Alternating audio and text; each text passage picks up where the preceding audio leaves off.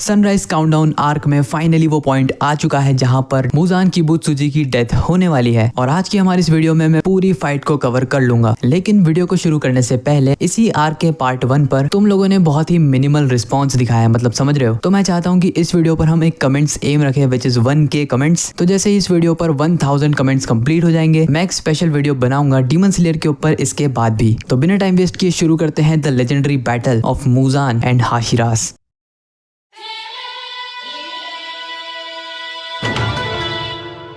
लेकिन वीडियो को शुरू करने से पहले this video is made possible by Mangasuki. अगर आप लोगों को मेरी एक्सप्लेनेशन वीडियोस देखने में मजा आता है then I am damn sure कि आपको रियल मांगास पढ़ने में भी मजा आएगा। नाउ रियल मांगा पढ़ना is not a problem, real मांगा ऑर्डर करना इज अ प्रॉब्लम। इसलिए मैं तुमको रेकमेंड करना चाहूंगा मांगासुकी, जहां से आप डायरेक्टली अपनी फेवरेट मांगास ऑर्डर कर सकते हैं बहुत ही अफोर्डेबल प्राइस में। सो अगर तुम भी अपना एक मांगा कलेक्शन बनाना चाहते हो and for a wide variety of different mangas, मैं पर्सनली रेकमेंड करता हूँ you should definitely check out Mangasuki. साथ ही मांगा की क्वालिटी बहुत ज्यादा ही अमेजिंग है, मतलब तुम मांगा को टच कर ही समझ जाओगे कि दिस इज रियल मांगा। स्पॉन्सरशिप से पहले भी मैंने कुछ मांगास ऑर्डर की थी, इसलिए मैं तुम्हें डेफिनेटली रेकमेंड करूंगा। साथ ही तुम लोग यूज कर सकते हो कोड अर्जित for special discount. For further details आप उनकी वेबसाइट या ऑफिशियल इंस्टा हैंडल पर भी जाकर चेक कर सकते हैं, लिंक मैं डिस्क्रिप्शन में डाल दूंगा।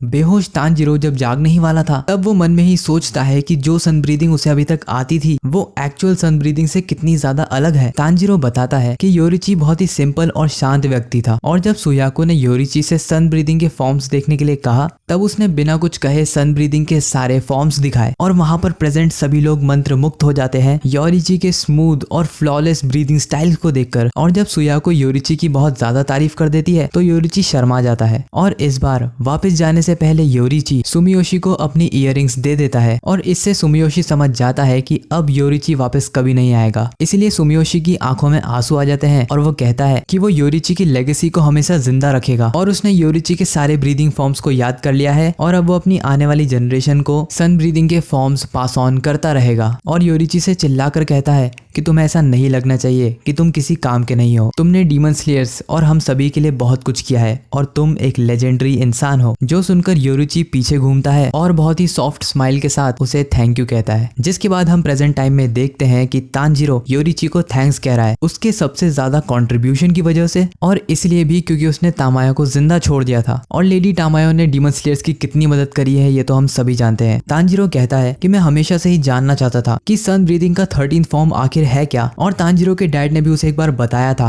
कि कैसे सन ब्रीदिंग के फर्स्ट फॉर्म और सन ब्रीदिंग के 12th फॉर्म का नाम बिल्कुल ही सेम है। और अब फाइनली मुजान की कंडीशन को देखकर और योरिची के मोमेंट को देखकर मैं समझ चुका हूँ कि सन ब्रीदिंग का 13th फॉर्म और कुछ नहीं बल्कि सभी 12th फॉर्म्स का एक ही सीक्वेंस में रिपीटेड एक्शन है सन ब्रीदिंग का 13th फॉर्म। और तानजीरो ये भी समझ चुका था कि अगर उसने सन ब्रीदिंग में से सारे अननेसेसरी मूवमेंट्स को हटा दिया तो वो परफेक्टली सन ब्रीदिंग को परफॉर्म कर पाएगा बिना थके। और ये चीज तानजीरो के डैड भी स्टेट कर चुके हैं। लेकिन इस टाइम पर तानजीरो पर बहुत ज्यादा ही प्रेशर था क्योंकि सारे हाशिरास घायल हैं और तानजीरो अकेला है बिना किसी बैकअप के। साथ ही अगर मुजान लड़ने की जगह भाग जाता है जैसा कि उसने पहले किया था तो भी तानजीरो उसे रोक नहीं पाएगा क्योंकि योरिची खुद नहीं रोक पाया। और तानजीरो सोचता है कि मैं वो काम कैसे कर पाऊंगा जो कि ग्रेट योरिची खुद नहीं कर पाया। लेकिन इतने इंपॉर्टेंट टाइम पर वो डिमोटिवेट नहीं हो सकता, इसलिए वो रेन गोकू की बातें याद करता है और खुद से कहता है सेट योर हार्ट अब्लेज। और इंस्टेंटली तानजीरो मुजान पर हमला कर देता है। तानजीरो के इतने फास्ट मूवमेंट्स और सन ब्रीदिंग को देखकर मुजान को योरिची की याद आती है और मुजान योरिची से बहुत ज्यादा ही नफरत करता है, साथ ही उससे डरता भी है। इसलिए वो तानजीरो को अपने पास बिल्कुल नहीं आने देता और अपने टेंटिकल से इतने ज्यादा रैंडम अटैक करता है कि आसपास की जमीन फट जाती है। जिसके बाद तानजीरो सभी सन ब्रीदिंग के 12th फॉर्म को एक पैटर्न में अरेंज करता है और मुजान पर लॉन्च करता है सन ब्रीदिंग का 13th फॉर्म। लेकिन इससे पहले तानजीरो ये कर पाता मुजान उसे दूर फेंक देता है। लेकिन इस पॉइंट तक तानजीरो समझ चुका था कि सभी फॉर्म्स को कनेक्ट कर देने से वो 13th फॉर्म का जन्म होगा और तानजीरो उस फॉर्म को अनलीश करके ही रहेगा। मुजान जो कि बहुत ज्यादा ही इंटेलिजेंट है वो समझ जाता है कि तानजीरो आखिर क्या करने की कोशिश कर रहा है और वो ये भी नोटिस करता है कि तानजीरो की तलवार अब ब्राइट रेड स्वॉर्ड बन चुकी है। लेकिन इस पॉइंट पर भी तानजीरो उसे डरा नहीं सकता क्योंकि उसके अटैक्स योरिची के अटैक्स के आसपास भी नहीं है। जिसके बाद तानजीरो यूज करता है सन ब्रीदिंग के form solar halo dragon dance, fire chariot और मात्र 6 फॉर्म्स कनेक्ट करने पर ही मुजान उसे इंटरप्ट कर देता है और पीछे हटने पर मजबूर कर देता है। तांजीरो काफी बार ट्राई करता है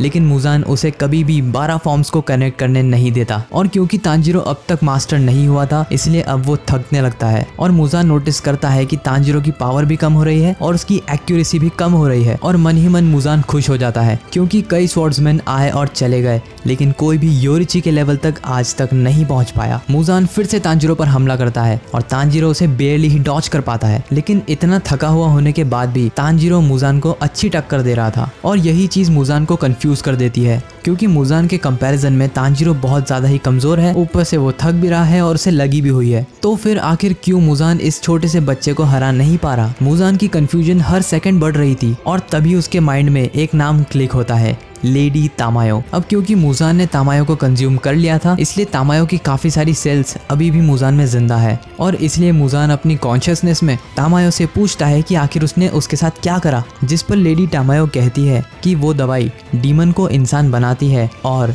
एक और काम भी करती है जो कि मैं तुम्हें नहीं बताऊंगी। और ये कहकर लेडी तामायो स्माइल करती है। मुजान गुस्से में तामायो का सर कुचल देता है और फिर वो फोकस करता है तामायो की मेमोरीज में देखने के लिए और वो लेडी तामायो की मेमोरीज में देखता है एक लैब को जहाँ पर योशिरो और शिनोबू किसी दवाई पर रिसर्च कर रहे हैं और उस पर काम कर रहे हैं। रिसर्च के दौरान शिनोबू एक सजेशन देती है कि क्यों ना वो लोग एक ड्रग को बनाने की जगह एक हाइब्रिड ड्रग बनाए, यानी कि 2 ड्रग्स को एक ही दवाई में जोड़ दे, जिससे अगर मुजान ने एक दवाई से रिकवर कर भी लिया तब भी दूसरी डेडली साबित हो सकती है। पहली दवाई जो कि डीमंस को इंसान बनाती है वो तो मुजान पर काम नहीं कर रही, लेकिन दूसरी दवाई जो कि मुजान पर डेफिनेटली काम कर रही है वो थी एक एजिंग मेडिसिन, जिससे मुजान की एज हर मिनट 50 से भी ज्यादा साल की बढ़ जाती है। लगभग तुम लोग ये समझ लो कि हर सेकंड मुजान की उम्र 1 साल बढ़ रही है और ये ड्रग मुजान में कितने घंटों से है और मुजान को जैसे ये समझ में आता है वो पागल हो जाता है, क्योंकि यही वो कारण है कि वो तांजीरो से क्यों स्ट्रगल कर रहा है लड़ने में। पहले तो डीमन से इंसान बनाने वाली मेडिसिन और ऊपर से ये एजिंग मेडिसिन और उसके भी ऊपर से तांजीरो जो कि सन ब्रीदिंग यूज कर रहा है। ये मुजान के लिए एक डेडली कॉम्बिनेशन है। फिर मुजान अपने कैलकुलेटर से भी तेज दिमाग को लगाता है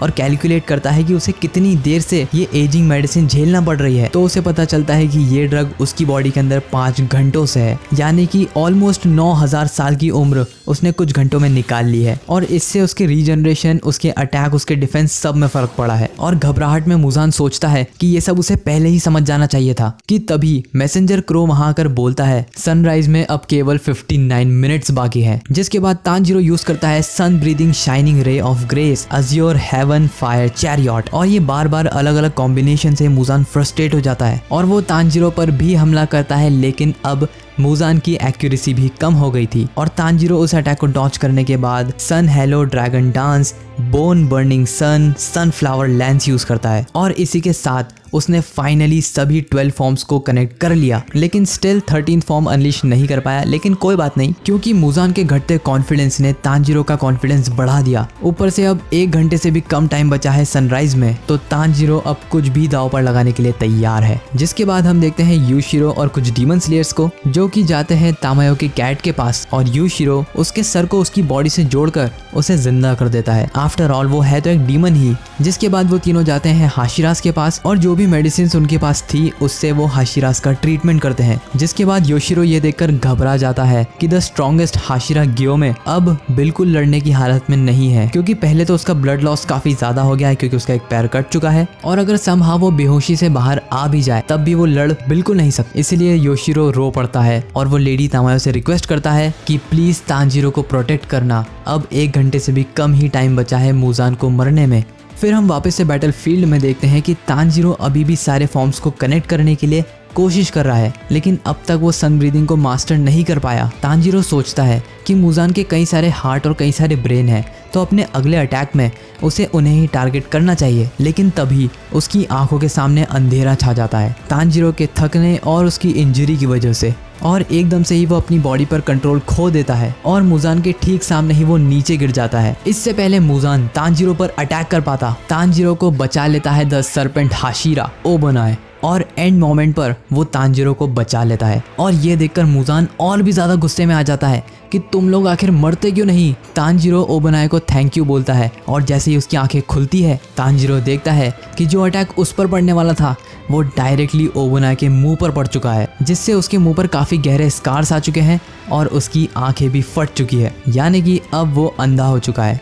और ये देखकर तांजीरो की जान ही निकल जाती है। लेकिन ओबोनाई तांजीरो को शांत करवाता है क्योंकि उसकी आंखों का चले जाना उसके लिए कोई बड़ी बात नहीं है। पहले ही ओबोनाई को उसकी एक आंख से ना के बराबर ही दिखाई देता था और ऊपर से ओबोनाई के पास उसका स्नेक भी है जो कि उसे डायरेक्शन दिखाने में मदद कर सकता है। बाय द वे ओबोनाई के स्नेक को स्नेक बोलना ठीक नहीं रहेगा, इसलिए उसका नाम है काबुरा मारू। और काबुरा मारू के होने से ओबोनाई इतना ज़्यादा अफेक्ट नहीं होगा ब्लाइंड होने से। ओबोनाई तांजीरो को एक सेफ जगह छोड़कर फिर से मुजान से लड़ने चला जाता है, लेकिन इस बार मुजान बहुत गुस्से में था और वो ओबोनाई को पूरी तरीके से मार देना चाहता था। इसलिए वो हवा में छलांग लगाता है और ओबोनाई पर हमला करता है, लेकिन अपने असिस्टेंट की मदद से ओबोनाई उस अटैक को डॉच कर लेता है और तांजीरो भी अब बैटल का हिस्सा बनता है और मुजान पर हमला कर देता है। मुजान नोटिस करता है कि ओबोनाई का सांप उसकी मदद कर रहा है मुजान के अटैक्स डॉच करने में और स्नेक जैसा छोटा क्रिएचर उसके अटैक्स को पढ़ सकता है। ये सोचकर ही मुजान गुस्से में आ जाता है, जिसके बाद तांजीरो और ओबोनाई कॉम्बिनेशन अटैक करते हैं मुजान पर और मुजान को समझ ही नहीं आ रहा था कि वो दो घायल लोगों को भी नहीं मार पा रहा है। तांजीरो और ओबोनाई दोनों ने ही नोटिस कर लिया था कि मुजान अब कमजोर हो रहा है और ऐसा हो रहा था एजिंग मेडिसिन की वजह से। लेकिन तभी तांजीरो नोटिस करता है कि मुजान की बॉडी का कलर बदल चुका है और एकदम से उसकी बॉडी पर कई सारे पुराने स्कार्स अपीयर होते हैं, जिसे देखकर मुजान खुद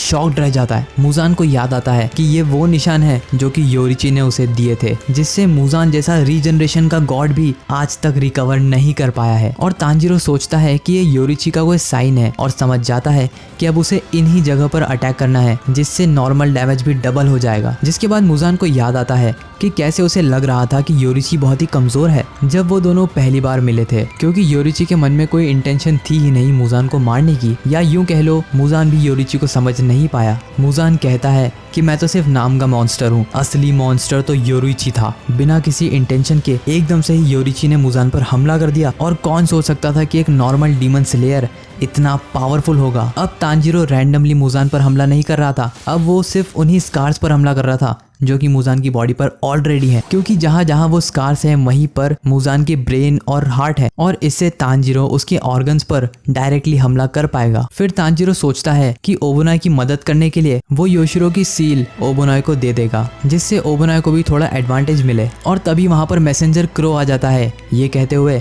कि सिर्फ 40 मिनट बचे हैं सनराइज में। और ये सुनते ही इंस्टेंटली मुजान वहां से भाग निकलता है, जिससे तांजीरो और ओबोनाई दोनों ही शॉक हो जाते हैं। जितनी तेज हो सके मुजान उतनी तेज भागने की कोशिश करता है और अब तांजीरो भी उसका पीछा करने लगता है। हम देखते हैं कि मुजान डीमन स्लेयर्स की लाशों पर से पैर रखते हुए निकल जाता है और डीमन स्लेयर्स की ऑलरेडी मरी लाश को भी काट देता है, जो देखकर तांजीरो और भी गुस्से में आ जाता है। फिर वो नीचे पड़ी तलवारों को उठाकर मुजान की तरफ फेंकता है, लेकिन मुजान उन सभी तलवारों को तोड़ देता है और एकदम से ही ओबोनाई ऊपर से आता है और मुजान के गले पर डायरेक्टली हमला कर देता है। और मुजान जिसने ये एक्सपेक्ट बिल्कुल नहीं करा था वो पूरी तरीके से शॉक्ड रह जाता है। और इससे पहले मुजान ओबोनाई पर हमला कर पाता, तांजीरो वहां पर पहुंचकर मुजान के सारे टेंटिकल्स को काट देता है, जिसके बाद तांजीरो ओबोनाई को यूशिरो की सील्स देता है और ओबोनाई का स्नेक उन्हें कैच कर लेता है। 2 सील्स में से एक सील ओबोनाई हाथों हाथ लगा लेता है और उस लोकेशन से गायब हो जाता है और इनविजिबल होकर ही ओबोनाई मुजान पर हमला करता है और इस सब चीजों से परेशान होकर मुजान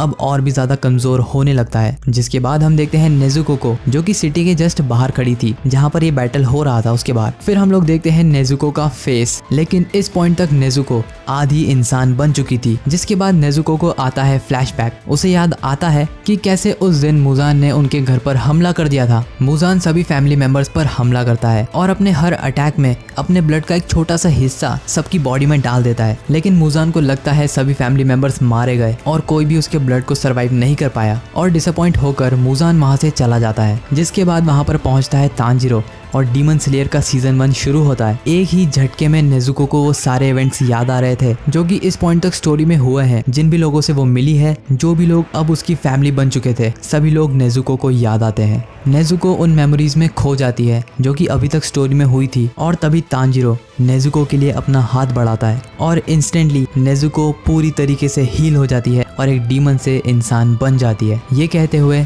कि मैं हूँ कामाडो नेजुको। फिर हमें वापस ले जाया जाता है बैटलफील्ड की ओर, जहाँ पर मुजान अब पहले से भी ज्यादा गुस्से में है, क्योंकि मुजान फील कर पा रहा था कि बाकी के हाशिराज धीरे धीरे ठीक हो रहे हैं। मुजान कहता है कि इनमें से एक भी इंडिविजुअल मुझे छू भी नहीं पाता, लेकिन इनका टीम वर्क इतना स्ट्रांग है कि एक के बाद एक कोई ना कोई हंटर मुजान को बिजी रखता है और इतने में बाकी रिकवर हो जाते हैं। लेकिन अब मैं और ज्यादा बर्दाश्त नहीं कर सकता और मुजान कहता है कि अब टाइम आ चुका है सभी को खत्म करने का। और उसी टाइम मैसेंजर क्रो अनाउंस करता है कि सनराइज होने में सिर्फ 35 मिनट्स बचे हैं, जिसके बाद मुजान यूज करता है उसका ट्रम्प कार्ड खुद के छोटे छोटे पीसेस करके वहां से भाग निकलने का। और इंस्टेंटली तांजीरो समझ जाता है कि मुजान आखिर क्या करने वाला है और वो इस बात के लिए ओबोनोए को भी इन्फॉर्म करता है। लेकिन अगर ये दोनों हाशिराज अपना बेस्ट भी दें तब भी ये मुजान को नहीं रोक पाएंगे। लेकिन तभी मुजान नोटिस करता है कि वो खुद को स्प्लिट कर ही नहीं पा रहा और जल्दी से समझ जाता है कि ये भी मिस तामायो की ही करनी है। और इस बात से मुजान और भी ज्यादा गुस्सा हो जाता है। लेकिन इससे पहले मुजान अपना गुस्सा डीमन स्लेयर्स पर निकाल पाता,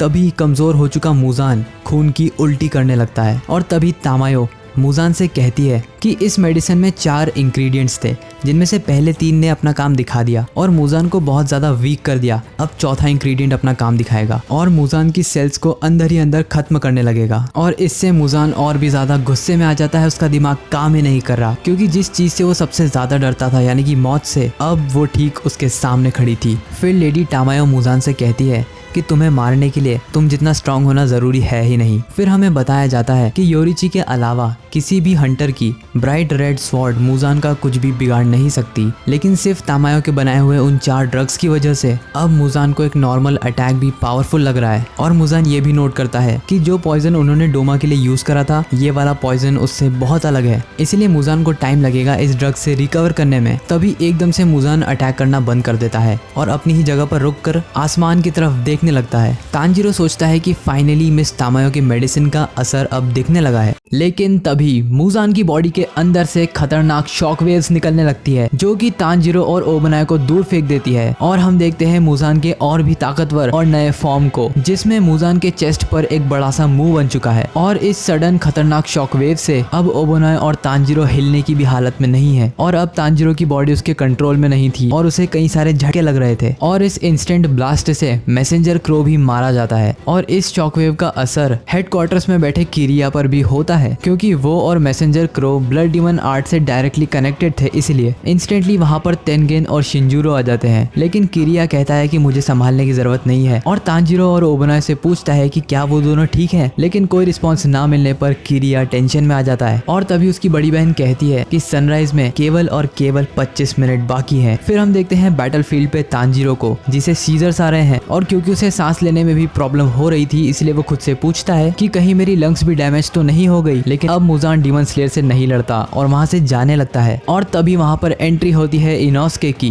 वो मुजान पर हमला कर कर उसे रोक देता है, ये कहते हुए कि तुम्हें पूरा भरोसा है तुम यहाँ से जिंदा निकल सकते हो। लेकिन इस पॉइंट तक अब मुजान भी लड़ने की हालत में नहीं है। वो इतना ज्यादा थक चुका है कि अब वो कोई भी अपनी टेक्निक यूज नहीं कर सकता। और इनोस्के, जिसकी खुद की हालत बहुत खराब है, वो मन ही मन में सोचता है कि ग्योमे का एक पैर कट चुका है और ब्लीडिंग की वजह से वो ऑलमोस्ट मर भी चुका है। और तो और गियू का भी राइट हैंड कट चुका है। और इनोस्के को बहुत ज्यादा ही गुस्सा आने लगता है, ये याद करते हुए कि मुजान ने कितने डीमन स्लेयर्स को मारा है। सिर्फ डीमन स्लेयर्स ही नहीं, कितने लोगों को भी मारा है। और ये याद करते हुए इनोस्के की आंखों में से आंसू आने लगते हैं और वो गुस्से में मुजान से कहता है, अगर तुम 1 लाख बार भी मरोगे तब भी वो कम होगा। इनोस्के मुजान पर अपनी बीस्ट ब्रीदिंग से हमला करता है, लेकिन मुजान उस अटैक को डॉज कर लेता है। और तभी जमीन तोड़ते हुए इनोस्के के नीचे से मुजान की एक टेंटिकल बाहर निकलती है और मुजान इनोस्के को पकड़ लेता है। तांजीरो, जो कि ये सब देख रहा था, वो पूरी कोशिश करता है उठ के खड़े होने की, लेकिन नहीं हो पाता। और तभी वहां पर एंट्री होती है थंडर ब्रेथ यूजर जेनित्सु की, और थंडर ब्रीदिंग की मदद से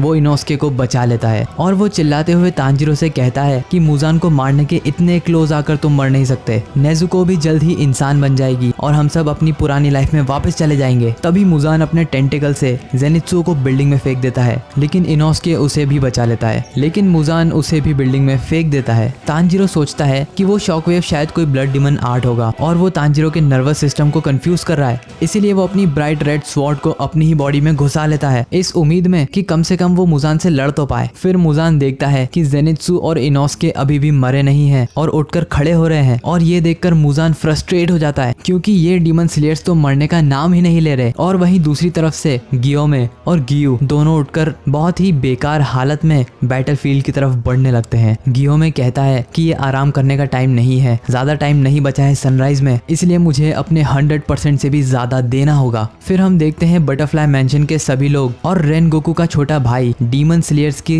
जीतने के लिए प्रे कर रहे हैं। फिर हम देखते हैं बैटलफील्ड पर इनोस्के बीस्ट ब्रीदिंग से मुजान पर हमला करता है और जेनित्सु यूज करता है God speed thunder clap flash. Zenitsu notice करता है कि उसका एक पैर लगभग पैरालाइज हो गया है और इस पॉइंट पर वो सिर्फ एक ही पैर से मुजान से लड़ रहा है और अगर जेनित्सु ने अगला ब्रीदिंग फॉर्म यूज करा तो वो उसका आखिरी बार होगा। और तभी जेनित्सु यूज कर लेता है थंडर ब्रीदिंग के 7th form Fleming thunder God को और मुजान की बॉडी को बीच में से काट देता है, लेकिन मुजान उससे जल्दी रिकवर कर लेता है क्योंकि जेनित्सु के पास ब्राइट रेड स्वॉर्ड नहीं थी। इससे पहले मुजान जेनित्सु पर हमला कर पाता, उस पर हमला कर देता है इनोस्के अपनी बीस्ट ब्रीदिंग के 3rd फॉर्म मैड क्लीव और रिप एंड डिवावर से। मुजान गुस्से में अपने चेस्ट पर लगे मुंह से एक और भयानक शॉकवेव्स निकालता है पर पहले से कमजोर। लेकिन इससे पहले इनोस्के को ज्यादा चोट लगती, वहां पर एंट्री हो जाती है तांजीरो की, जो कि यूज करता है सन ब्रीदिंग के बोन बर्निंग सन को और वो सन ब्रीदिंग से कंटिन्यूअसली मुजान पर हमला करने लगता है। जिसके बाद वो यूज करता है सन ब्रीदिंग के शाइनिंग रे ऑफ ग्रेस, जिसके बाद तांजीरो यूज करता है सोलर हेलो डांस। लेकिन इससे पहले वो और सन ब्रीदिंग परफॉर्म कर पाता, तांजीरो को खून की खांसी आने लगती है। लेकिन इससे पहले मुजान कमजोर हो चुके तांजीरो पर हमला कर पाता, वहां पर आ जाता है इनोस्के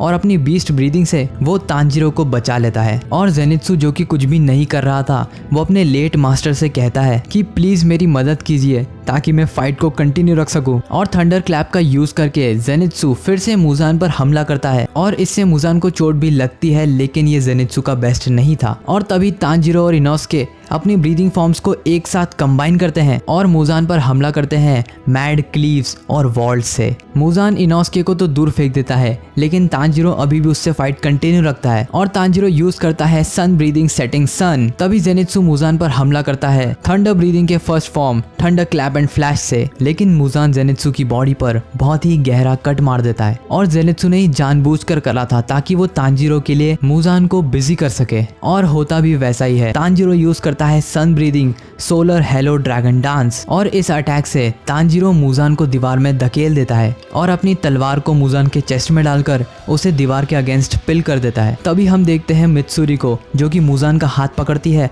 और अपनी पूरी ताकत लगाकर उसका हाथ उखाड़ देती है और ऐसा करने से मित्सुरी का भी हाथ कट जाता है। तभी वहां पर एंट्री होती है सानेमी की, जो कि विंड ब्रीदिंग से मुजान का दूसरा हाथ भी काट देता है। और तभी हम देखते हैं एक भयानक सीन, जब मुजान के चेस्ट पर लगा वो मुंह पूरी तरीके से खुल जाता है और तांजीरो को खा लेता है। लेकिन तभी वहां ओ बनाया आ जाता है और खुद मुजान की बाइट का शिकार हो जाता है। और तभी मुजान की नजर पड़ती है पहाड़ियों की तरफ और हम सभी देख सकते हैं कि सनराइज फाइनली होने लगा है। और ये देखने मात्र से मुजान पागल हो जाता है और अपनी जितनी भी बची ताकत थी सभी लगाकर एक और शॉकवेव छोड़ता है, जिससे सानेमी और ओबनाए दूर फेंक दिए जाते हैं और तांजीरो का लेफ्ट आर्म भी फट जाता है। लेकिन अपनी सारी ताकत एकजुट कर तांजीरो वहीं खड़ा था और अभी भी मुजान को दीवार पर पिन करे हुए था। लेकिन इतना कमजोर होने की वजह से तांजीरो की तलवार ब्राइट रेड नहीं रह गई और तांजीरो से ब्राइट रेड स्वॉर्ड बनाने की कोशिश तो पूरी करता है, लेकिन नहीं बना पाता। कि तभी वहां पर एंट्री होती है गियू तोमियोका की और वो अपने एक हाथ से ही तांजीरो की तलवार को पकड़ता है और उन दोनों डीमन स्लेयर्स की पावर से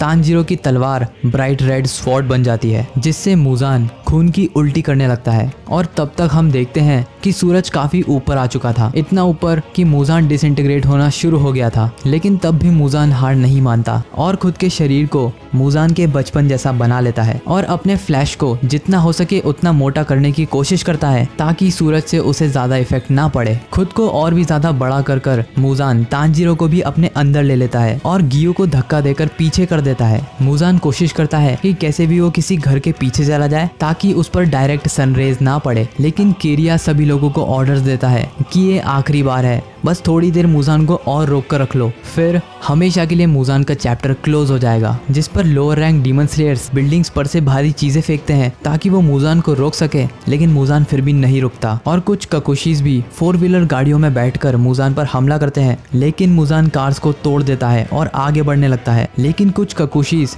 ट्रेन के डब्बों को मुजान के सामने रखकर उसका रास्ता ब्लॉक कर देते हैं और मुजान बस उन लोगों को भी मारने ही वाला था कि तभी वहां पर आ जाता है विंड हाशिरा और अपने विंड ब्रीदिंग के 9th फॉर्म स्कैंडा टाइफून से मुजान के हाथों को काट देता है। लेकिन फिर भी मुजान हार नहीं मानता और ट्रेन के ऊपर चढ़कर उस पार जाने की कोशिश करता है, लेकिन तभी वहां पर गियोमे आ जाता है और अपनी चेन्स को मुजान के गले में डालकर पीछे की तरफ खींच लेता है। लेकिन मुजान भी अपनी सारी ताकत लगा रहा था, तभी गियोमे के पीछे कई सारे ककुशीज आ जाते हैं और सभी अपनी ताकत लगाकर मुजान को फाइनली नीचे गिरा देते हैं और किरिया ओबियाशिकी जोर से चिल्लाता है कि अब तुझे कोई भी नहीं बचा सकता मुजान। लेकिन फिर भी मुजान हार नहीं मानता और अपनी आधी जली हुई बॉडी के साथ ही जमीन को खोदने लगता है और उसके नीचे जाकर सनलाइट से बचने की कोशिश करता है। तभी वहां पर एंट्री होती है गियू की और वो यूज करता है वाटर ब्रीदिंग के 10th form the dragon of change को और साने में यूज करता है विंड ब्रीदिंग के 5th फॉर्म विंटर गेल को। तभी एंट्री होती है ओबोनाई की जो कि यूज करता है स्नेक ब्रीदिंग के 4th form twin snake head को और सभी हाशिराज अपने लिमिट्स तक पहुंच जाते हैं और तभी गियोमे की चेन्स भी टूट जाती है और मुजान गड्ढा खोदकर नीचे जाने लगता है और तभी मुजान के ही अंदर तांजिरो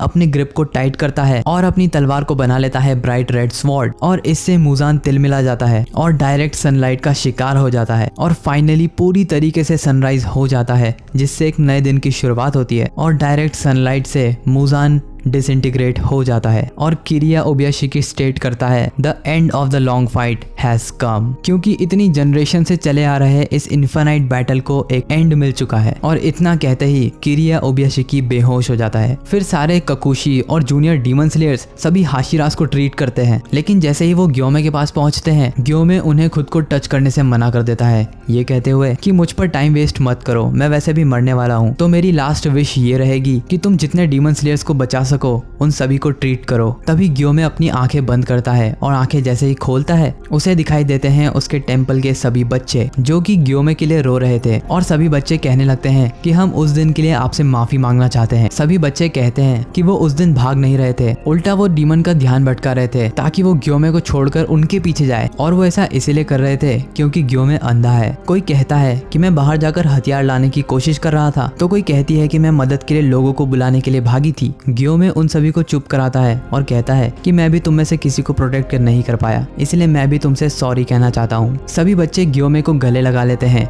ये कहते हुए कि उसे माफी मांगने की जरूरत नहीं और इसी के साथ गियोमे उन सभी बच्चों के साथ आफ्टर लाइफ में चला जाता है और गियोमे की मुंह पर आई स्माइल से सभी समझ जाते हैं कि गियोमे की मौत हो चुकी है। जिसके बाद हम देखते हैं मित्सुरी को जिसकी आंखें खुलती है और वो ओबोनाई की गोद में थी। मित्सुरी ओबोनाई से पूछती है कि क्या हम लोग जीत गए, जिस पर ओबोनाई कहता है कि हाँ हम लोग जीत गए हैं और मुजान किबुत्सुजी मारा जा चुका है। जिसे सुनकर मित्सुरी खुश तो होती है लेकिन वो ये भी बताती है कि अब उसे कुछ भी फील नहीं हो रहा और अब वो जल्दी ही मरने वाली है। जिस पर ओबोनाई जवाब देता है कि वो भी मरने ही वाला है और अब मित्सुरी अकेली नहीं मरेगी। थोड़ी देर शांत रहने के बाद मित्सुरी कहती है कि वो नहीं चाहती ओबोनाई मारा जाए, जिसे सुनकर मित्सुरी बिल्कुल खुश नहीं होती है और मित्सुरी ओबोनाई से माफी भी मांगती है क्योंकि फाइट में वो ज्यादा कुछ काम आई नहीं। जिस पर ओबोनाई कहता है कि मित्सुरी के बिना वो ये फाइट नहीं जीत पाते और ओबोनाई याद दिलाता है जब मित्सुरी और वो पहली बार मेंशन में मिले थे, क्योंकि मित्सुरी रास्ता भटक गई थी और उसने ओबोनाई से रास्ता पूछा था। ओबोनाई कहता है कि ऐसा बिल्कुल नहीं हुआ था, उल्टा उस दिन मित्सुरी ने उसे रास्ता दिखाया था क्योंकि खुद ओबोनाई भी नया था और वो रास्ता भूल गया था। ओबोनाई कहता है कि जब लोग हाशिरा बनते हैं तब उनके नेचर में बहुत बदलाव आ जाता है, लेकिन तुम हाशिरा बनने के बाद भी